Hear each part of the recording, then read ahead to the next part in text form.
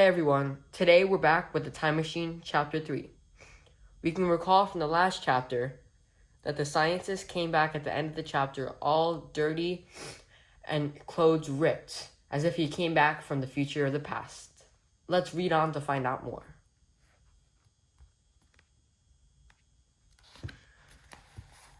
Chapter 3, The Time Traveler's Story. Everybody turned toward the door. There stood the time traveler, in a terrible state. His dusty coat had a green smear down the sleeves. His hair looked grayer to Philby than he remembered it, but he couldn't tell if the color had changed or if it was just the effect of the dust. The time traveler's face looked pale as the ghost's. His chin had half-healed cut on it, and his whole expression was haggard and drawn, as if he had undergone some intense suffering. He hesitated in the doorway for a minute, as though dazzled by the light. Then, he slowly and painfully limped in the room and sat down. Without saying the word, he motioned toward the wine. Clark filled a glass of champagne and pushed it toward him. The time traveler gulped it down, and it seemed to do him good, for he looked around the table at his friends, and the ghost of his old familiar smile flickered across his face. "What on earth have you been up to, man?" asked the doctor. "Don't let him disturb you," the time traveler said haltingly. He held the glass out for a refill, which he drained. "That's good," he said. His eyes grew brighter, and the color began to return his cheeks. "I'm going to wash and dress," he said slowly. "Then I'll come down and try to explain what happened. Save me some of that mutton. I'm starving for a bit of meat." He put down the glass and walked toward the door that led to the staircase. Again, Philby noticed his lameness and the soft padding sound of his footsteps. Glancing down, he saw his host's feet as they padded out. There was nothing on them but a pair of tattered socks, and they were blood-stained. Philby felt like following him to see if he needed help. Then he remembered how his friend hated to have anyone fuss over him. So he forced himself to return his attention to the table. "What's up?" asked Bryce. "Has he been playing the amateur beggar? I don't get it." "I have a feeling it's got something to do with the time machine," said Philby, and he went on to complete Manning's account of last week's meeting. The new guest faces showed their complete disbelief at the story of the time traveler. "Time traveler?" said Clark. "Did you see that dust on him? Did someone get that way by exploring a scientific theory?" Bryce, the writer, joined in laughing. "Aren't there any clothes brushes in the future?"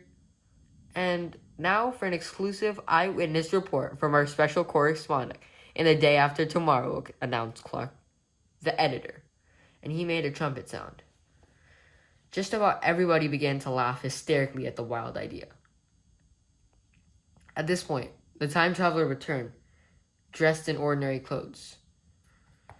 Of the change that had so startled his guests earlier, nothing remained but his haggard look. "Listen," said Clark hilariously. "These fellows say you've been traveling in the middle of next week. How about telling us about your adventures?" The time traveler sat down smiled in his old way. "Where's my mutton?" he asked finally. "What about your story?" asked Bryce. "Story be damned," said the time traveler. "I just want to eat something.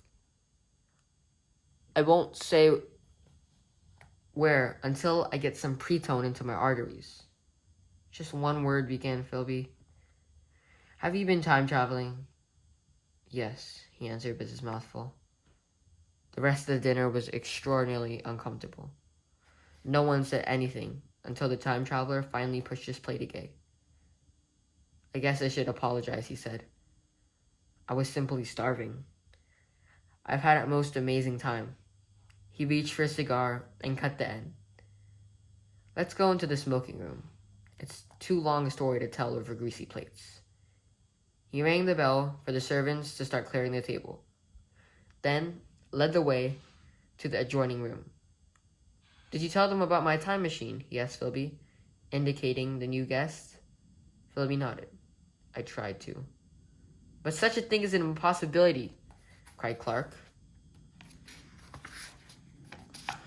I can't argue tonight, said the time traveler. I don't mind telling you the story, but I'm in no shape to argue. I'll tell you what happened to me, but please, no interruptions. No one spoke. I was in my lab afternoon at 4 o'clock. Since then, I've lived 8 such days as no human being has ever lived before. 8 days in one? How can that be? Asked Bryce. Look, I deeply want to tell you the story, even though I know most of it will sound like I'm lying, but it's true. Every word of it. Is it agreed that there will be no interruptions? Agreed, echoed the guest. The time traveler settled back in his chair like a weary old man. The circle of light from a little lamp shone on his white, sincere face, and his voice was filled with emotion as he began to speak. That leaves us to chapter 4, everyone. Thank you so much for watching this video. We'll have more videos uploaded as the days come on. Smash the like button. Give us a comment about what do you think the time traveler story is. And subscribe to our channel. That's all for today. Thank you.